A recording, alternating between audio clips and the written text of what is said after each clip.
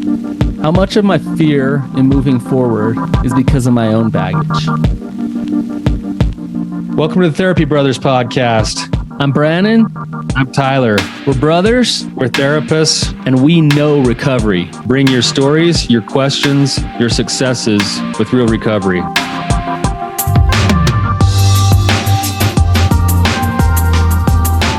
Hey, Tyler, you ready to have some hard conversations? Let's do it. Let the Therapy Brothers podcast begin. Brannon, how's it going, man? It's going. It's going good. How are you? Doing well. Thank you for covering for me the last week.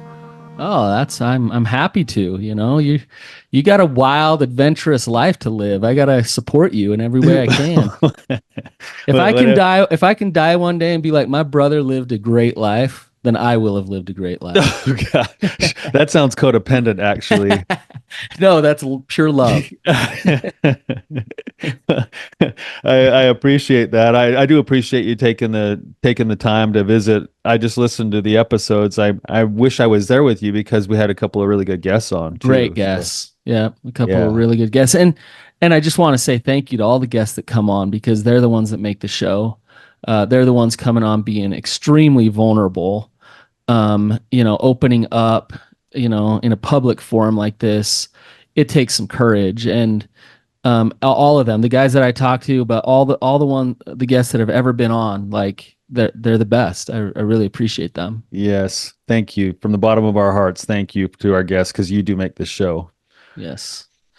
Speaking of guests, we have one with us today. So Jen, welcome to the show. Thanks. If you could tell us a little bit of what's going on, give us a little bit of background, and we'll go from there. Do you want family of origin or just marriage? You know what? Give us a little of the family of origin. We don't need full autobiography of your life, but we need enough pieces to the puzzle to understand what's happening. Okay, so was raised in one of those perfect on the outside, dysfunctional on the inside families. I'm the third child, first girl. My parents had not a very great relationship. And I used to sympathize with my dad and blame my mom for it. Kind of, when I got older, I realized there was a lot of reason.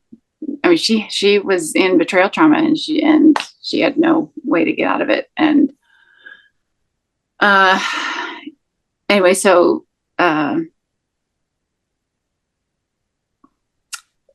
was a lot about appearances and perfection and,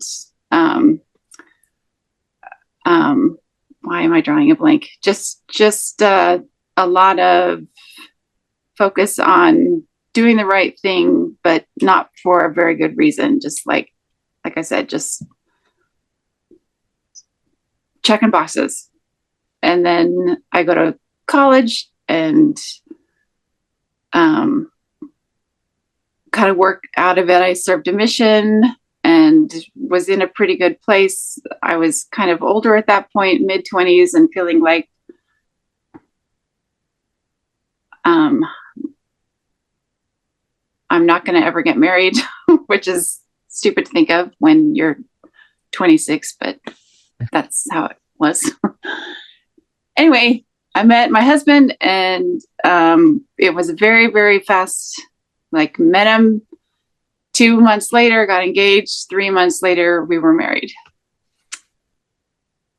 And anyway, gosh, why am I just totally having a hard time here? You're doing great.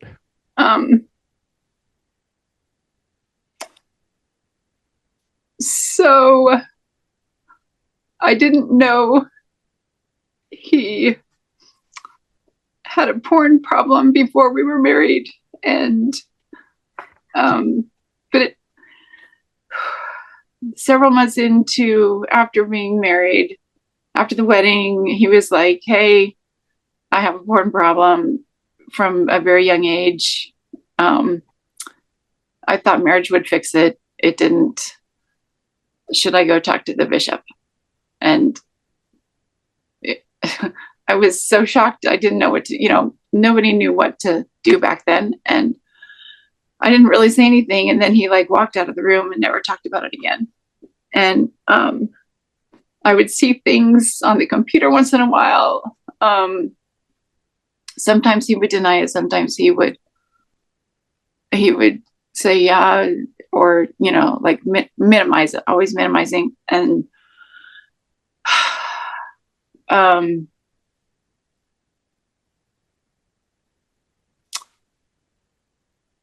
we moved to a place that it was on the coast and beaches and,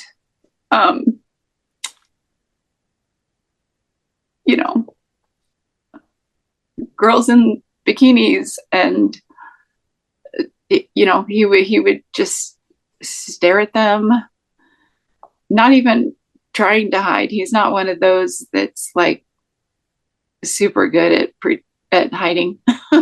He would just unabashedly just stare, and I would feel, but I'm supposed to be the good wife, and I'm not supposed to nag, and so that's so. Anyway,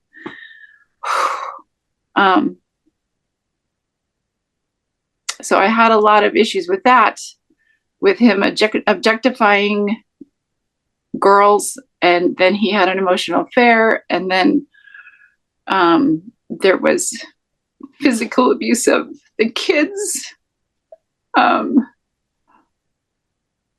and just a lot of resentment.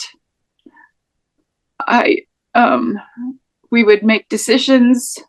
He wouldn't want to make them about like where we moved a lot for his work, and I would make the calls for where to live because he didn't want to make any of those decisions, but then I would get blamed for anything that went wrong. And anyway, there was a lot of anxiety. He hates the unknowns. He felt like I was pushing him into more expensive places than he wanted to live. And we basically were flipping houses. We would live there for 2 years. I would fix it up. I'm really good with my hands. I have a lot of talents in that area. And so over the years, we've been able to make a lot of sweat equity with our properties, buying, selling, but every time he would really resent me for it and not recognize my contributions. He would just hate me for putting him into this situation of spending money. And anyway, man.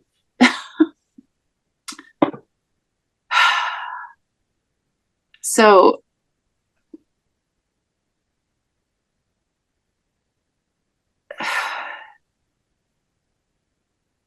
as we've gone through, we've been married for 20 plus years, and he's been white knuckling. He quit looking at porn about 10 years ago. And now he's like, what is your problem? Why can't you get over this? You're the problem, not me. I mean, that's the message that I get. And like, he has heart attack symptoms, and that's my fault. And he goes to his family, and they're like, she's not treating you right.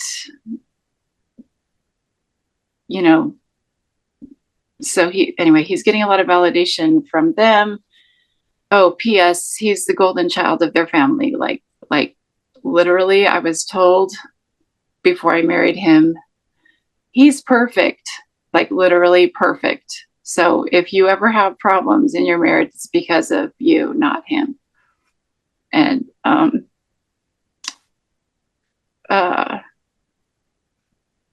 So he's gone through our marriage feeling like the victim, and I'm the one who's ruining his life. Jen, why? So two questions. One is, how long have you been unhappy in the marriage? And the second follow-up question to that is, why are you still married?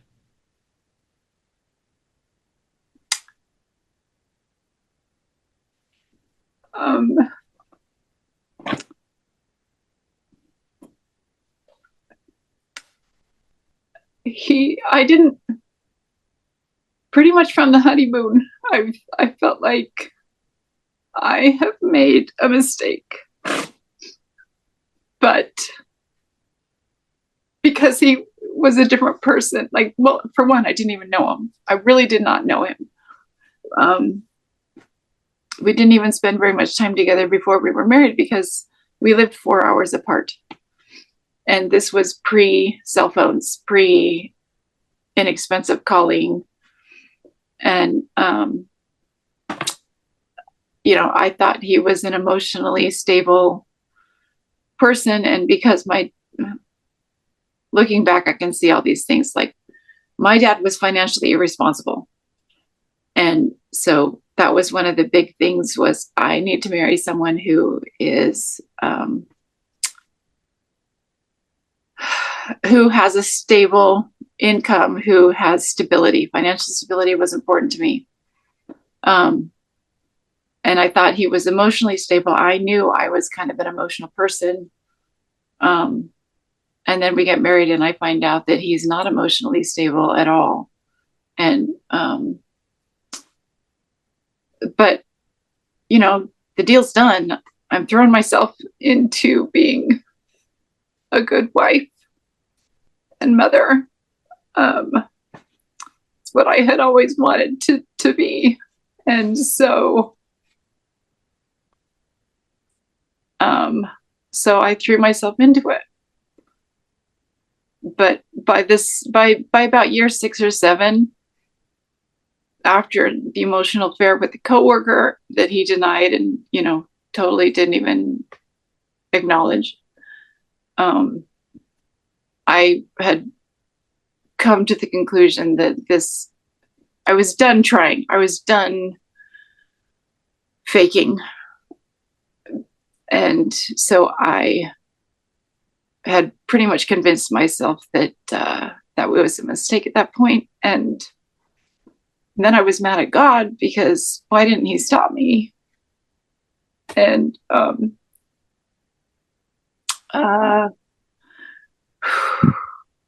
was the second question? Just, why are you still married? Why?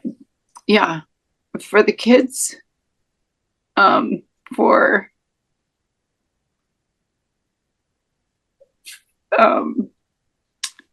I didn't have, if I had left, I wouldn't have had a place to go.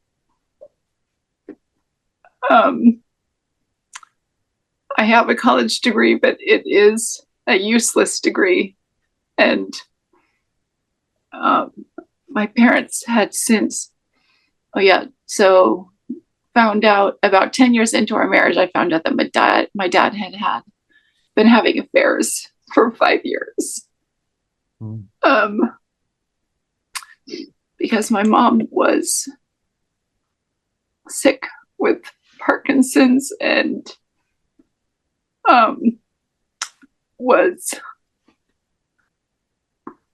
he was having a big midlife crisis. And yeah, so he was cheating on my mom.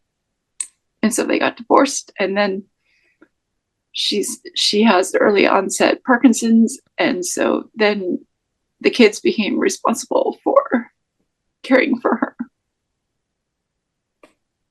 And anyway, so that was a big blow.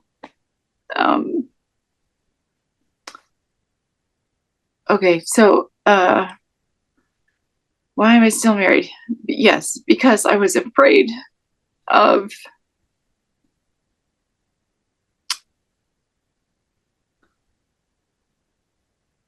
of what that would mean. I didn't want to do that to my kids, and I had nowhere to go. Yeah. I'm hearing you say there's just not much stability otherwise, and so it's scary to get divorced or make a change. With everything going on with your parents, with just like there's nothing there. That's what I'm kind of hearing you say. So. Yeah. And another important piece to this is that I, my mission president of all people, on our exit interviews, got the sister missionaries together in a room and gave us advice about life and about marriage. And one of those things was, don't ever say no to your husband, because if you do, he'll go elsewhere. Great advice, President. Yeah. So that, that was how it was 17 years before I realized that was not okay. Yeah. And so I just have a ton of I felt like a prostitute because I was not interested, but I couldn't say no. And he, objectified women. So like he had no clue that, anyway, there's a lot of baggage in that arena too. And so like now I'm trying to get over everything, and I'm trying to forgive, and I just can't,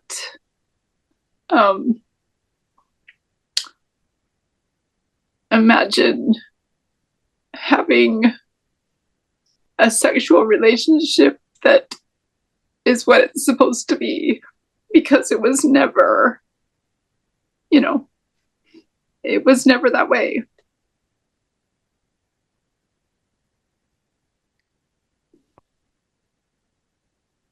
Can I ask you just another question, just relationally? How do you guys communicate? I mean, do you guys talk about any of the stuff that you're sharing with us right now? Can you talk openly about these feelings, or is this all kind of done in code or under the surface, or not at all? Historically, we just don't talk about anything, like, because he always feels like I'm attacking him. And so, like, talking about sex, forget it. Like, that's not even, up until recently. But like, I mean, right now I am not sleeping with him.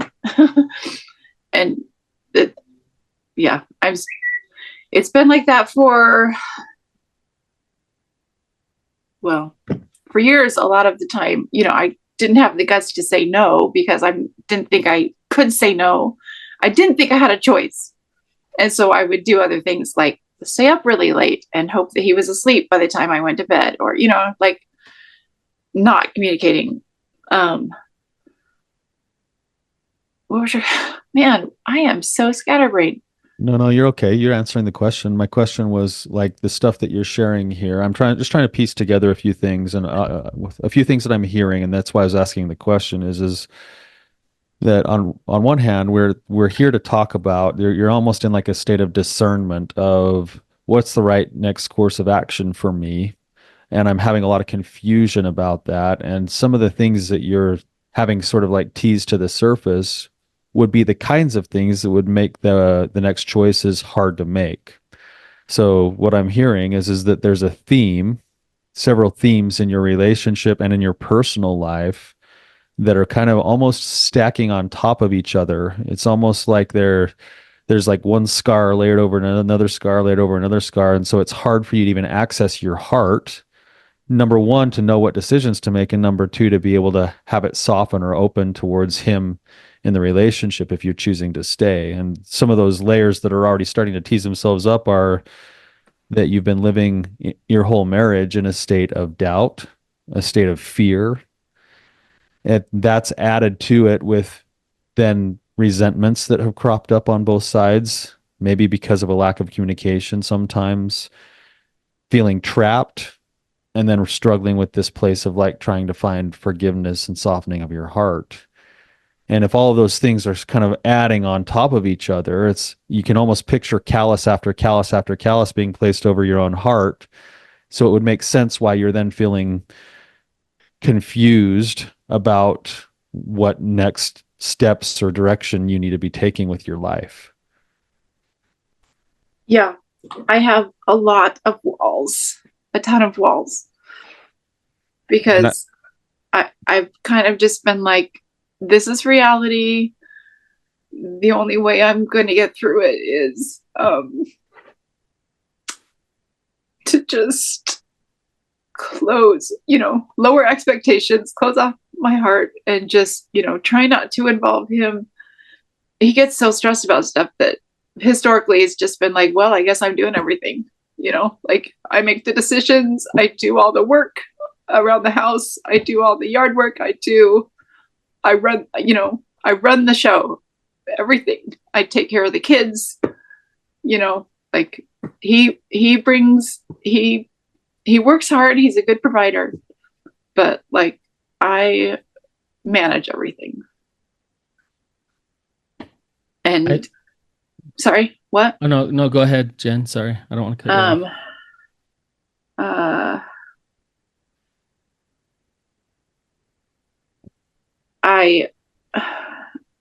He would always just habitually say, I love you, but it never meant anything. It didn't mean anything. And so I stopped saying it, and he got pretty upset about that. And then a long time ago, I was like, what does that even mean to you? You say it, it doesn't feel like what do you love about me?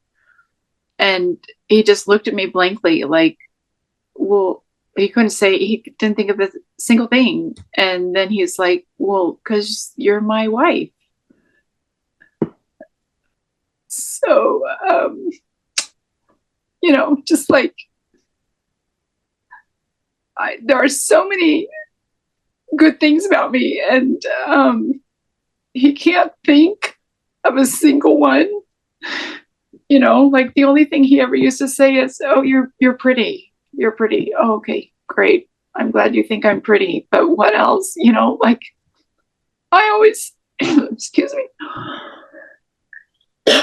I always thought that I would marry someone who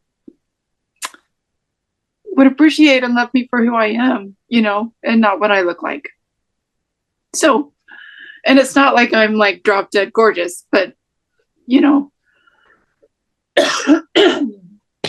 anyway, and so I would stop saying I love you, and then he would get like mad, like he would just yell at me about how much that hurt, and what do you say to that? Jen, I want to say something, and I want to say it kind of carefully here.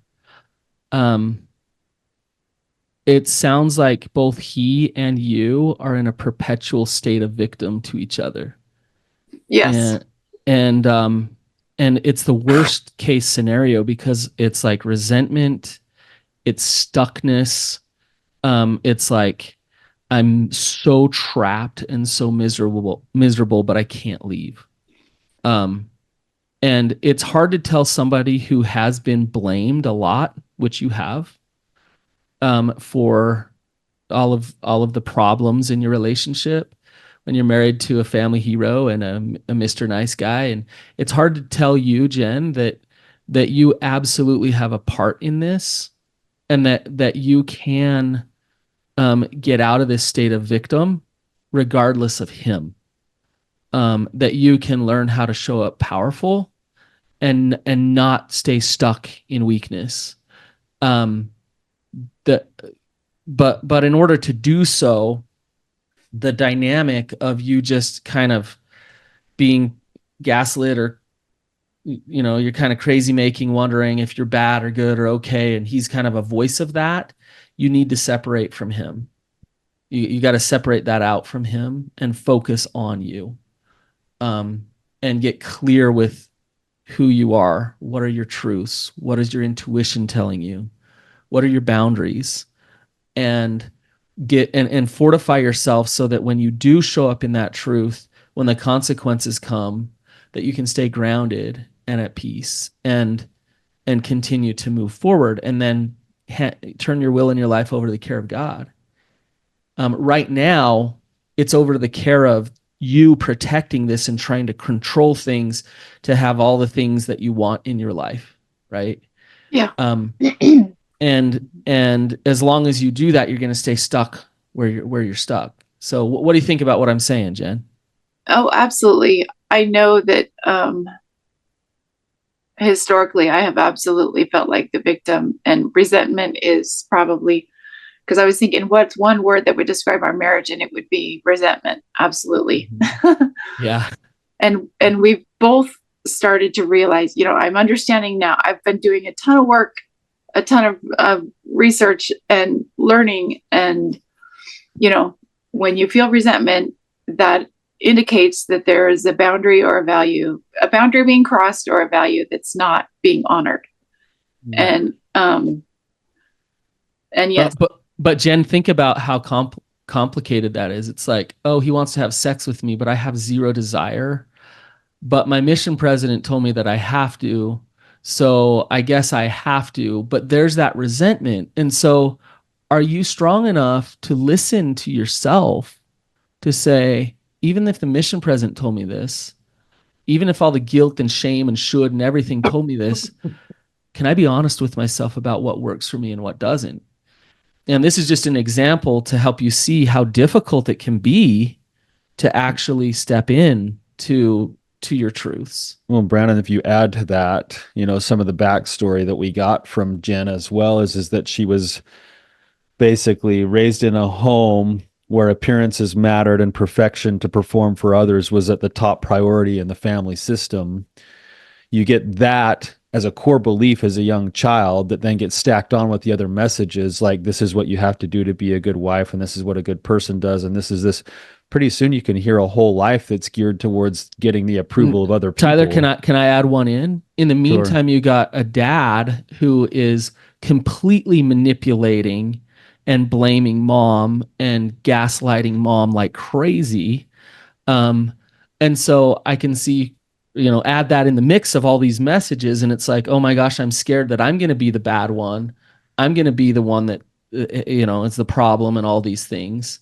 Right? Yeah. And then there's a life that now, and you hear about this, the self-protection has become a series of internal boundaries based off of judgment and fear of what other people are going to think, that has led to a constantly increasing, shrinking prison cell emotionally that you're living with inside of your own relationship. And what's interesting here is we always talk about Mr. Nice Guys being married to a Mr. Nice Guy. There's actually I think, Jen, that's maybe one of the biggest struggles that you have is you value not hurting other people. You value not, caring for other people's feelings. You also value not being rejected by other people. And the very thing that needs to take place now is for you to learn how to have a voice about the truths about what you're actually feeling, knowing that you might actually hit some nerves inside of your husband when you start speaking the things that you're feeling, and having to deal with the fact that your other value of not hurting his feelings is now kind of right up against and in conflict with this idea of I can no longer not have a voice here, because every time I don't have a voice, every time I bury it or try to please or try to placate or whatever else, it pushes me further into that place of resentment. And so now I'm fighting an uphill battle with what I was taught growing up, with what my value system is on one hand, and now I've got this resentment inside of me that's speaking something, saying, but you got to have a voice here, and you got to get to a place of honesty. Like, he's maybe had issues with not speaking or honesty or covering stuff up or minimizing and having a way of curating his life. But that's also, I think, one of the biggest rubs that you have right now is honesty with him about where you're at too. Yeah. And in recent, excuse me. So we've done therapeutic disclosure. I wrote a big, huge impact statement and told him, a lot of that stuff So finally, and before I was afraid, like I was managing, I was curating. I was afraid to say what I really felt. We're starting to get into that more. I'm starting to be more honest. I do have I do have a lot more boundaries. I'm kind of, that pendulatic swing where someone is like oppressed and then they're like, wait a minute, this isn't right. I don't have to take this. And so then I'm kind of at this point where I'm just like, I'm not taking any of your crap. I am not taking responsibility for, anything. I'm not going to give you validation. I am not going, like I'm kind of a little too far the other way in terms of like, I am not taking this. But it's like, he's at a point now where I think he actually is truly changing, but I'm still in the suspicious, like, how long is this going to last this time? You know what I mean? Just like I'm not trusting. But part of that is because he'll say, oh yeah, I'm changing. And then I'll overhear something and he's thrown me under the bus again. But it's very subtle. Like he presents it like, yeah, I'm, she has every right to be upset, or yeah,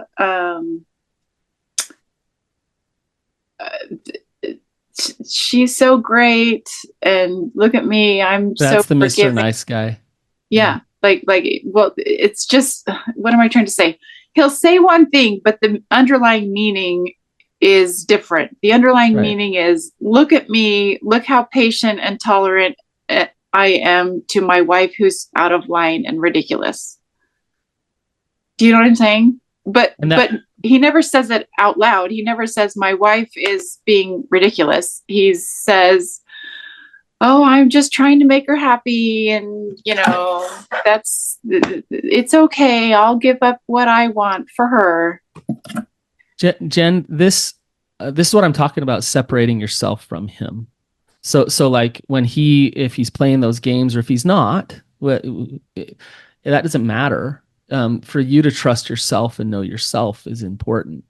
And for you to be honest with him, and he can react or respond or blame or do whatever he needs to. But if you're just honest with him about who you are, I want to share one story with you and then give you a little, an analogy.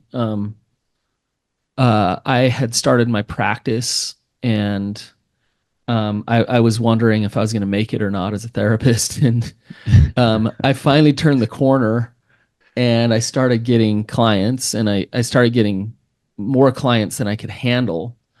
And right at that time, almost exactly at that time, my wife had our third child. So we had 3 kids under the age of 5, and one of them a newborn. And so here I was, excited that my practice was working and it was taking off. And so I was doing way too much therapy. I was working way long hours. I'd go on family vacations and take my computer and do therapy for 5 hours during the day while we're on a family vacation. And it's hard work. It's difficult. It was challenging. I'd get burned out. I loved it and I hated it at the same time. And I didn't have much to give her. And she was going through her own postpartum stuff. And it was hard. It was really hard because she was at home, a young mom, trying to figure it out and completely overwhelmed. And I had a day where I had like 10 therapy appointments, and I got home. It's probably 6 or 7 at night, and we got in a fight. Now, I know therapists never fight with their spouses, but we did somehow. And this fight blew up, and it took a turn. And where it took was her and I both like being very honest and saying, this sucks. I don't want to be married to you. This is awful. This is not what I want. And like this, it felt so good to say that. And it felt good for her, and it felt good for me.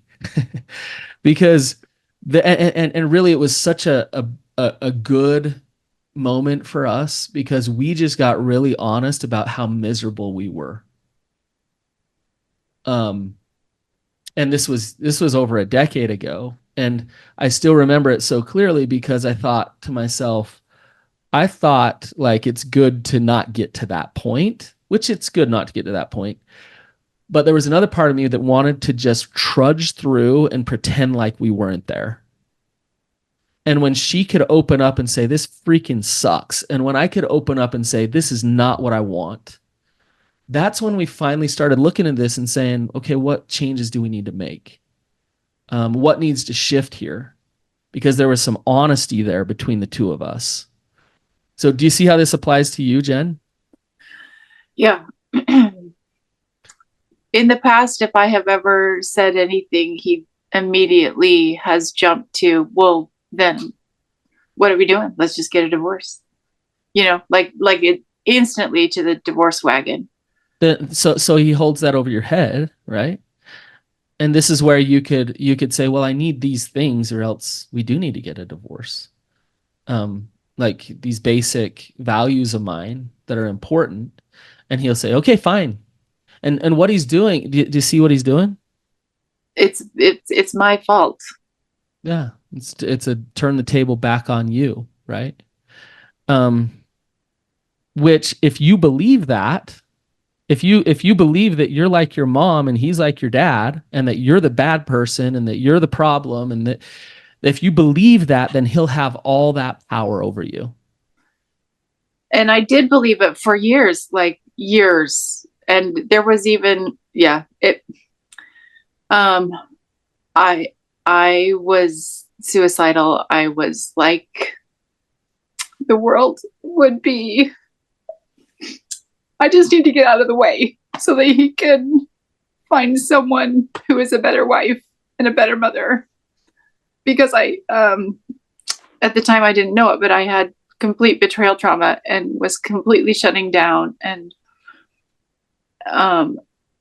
he had abused our kids and I physically, and because he has, he buries it, and then blows up. And he was very rough on the kids. And I told my therapist and he got reported and he didn't get promoted. And we had to move. And he came home that day and said, what do you think you're doing? Don't you realize what you've done? If I lose my job and we lose this house, this is all on you. And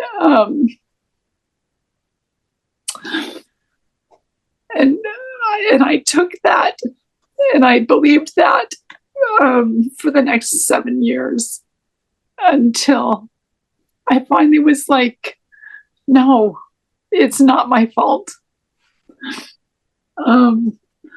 Anyway, so we have gotten a lot more honest. I have stood up for myself a lot more. He is trying to change. And so part of me is feeling guilty for, just like, why can't I why can't I forgive him? And, and get over it and get to a healthier place. He keeps on wanting to do marriage counseling. Jen, I think there's a catch-22 going on here. If he gets healthy, if he gets better and better, which sounds like he's doing his work, then that puts more pressure on you to connect with him. Yeah, and I'm scared too, because even if he gets better, excuse me, even if he gets better emotionally and, he works through his stuff,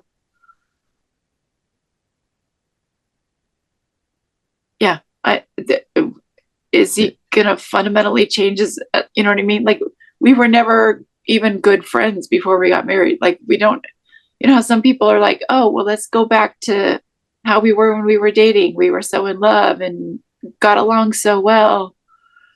But I don't even, or I know I was supposed to marry him. God told me I was supposed to marry him.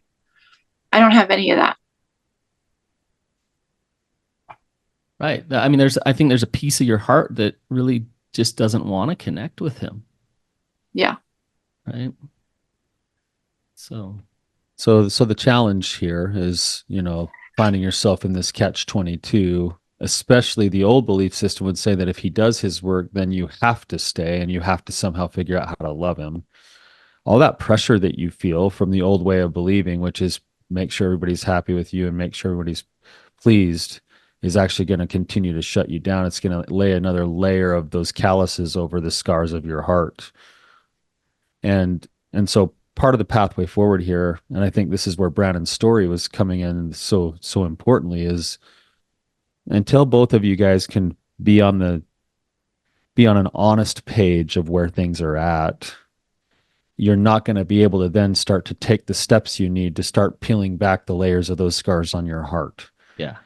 And if the pressure to hurry and fix the marriage is the primary focus, the only way you're going to be able to get to the marriage is through the honest work of the scars that are laid over the top, because you don't even know if you have those feelings or could have those feelings for him right now, because there's such a history of betraying your own values, being blamed by him, then having those, all of that stuff, the fear, the resentment, feeling trapped.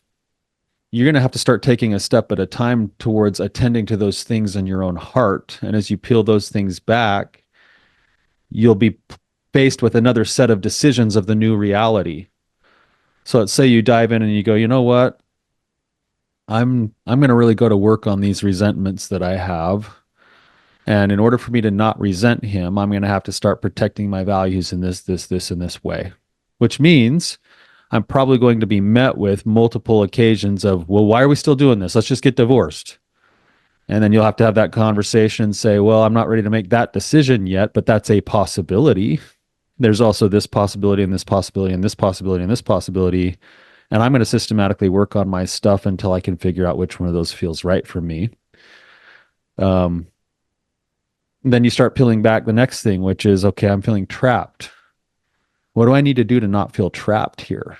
I need to go get myself in a place where if I did have to divorce, I knew I'd take care of myself and that I am not actually trapped. And what's interesting is that when you take care of the trapped feeling, the pressure starts to come off even more and you see more clearly, and then you can make more clear of a decision, whether that's to stay or to go.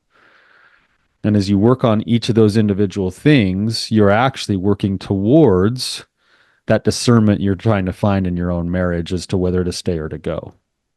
And maybe the right answer at the end of the day is that, you know what? It was never the right thing, although I believe that it has to be the right thing now because it is what it is. I believe good things come out of those things. There's still meaning and purpose, but maybe at the end of the day, you guys aren't meant to stay together, but you'll be making that decision from a place of connection to your heart and peace rather than this place of exasperation and fear and doubt and shame and pressure. My favorite scripture, God hath not given us the spirit of fear, but of power, love, and a sound mind. I got in a discussion this week, Tyler, with my neighbor about, I was saying to him, all of our suffering, not our pain, all of our suffering comes from us being out of alignment with our integrity. And if we can shift back into reality, shift back into truth, then we don't suffer. It might be painful to do so, but we don't suffer. And, Jen, I think of institutionalization, like getting institutionalized. Criminals will get out of prison and reoffend quickly. And why? They reoffend quickly because it's vulnerable and scary to be on the outside. If you're a prisoner of war, you might be safer in that prison where you're being fed scraps than on the battlefield. And so you're hanging out in that prison, like, okay, I'll take these scraps. Like, at least I'm not being shot at. And Jen, I think there's a big part of your heart and your soul that's saying, get on the freaking battlefield, get out of the prison, face the light of the sun, The bullets flying all around you. Wherever you're going to land, you're going to land. You may die. Your marriage may die, but at least you're on the battlefield. Versus staying stuck in that prison, right? Jen, I just want to thank you for coming on today. Thank you so much. Thanks for having me. We're kind of getting close to time here, Jen. Is there anything else on your mind or your heart that needs to be spoken today?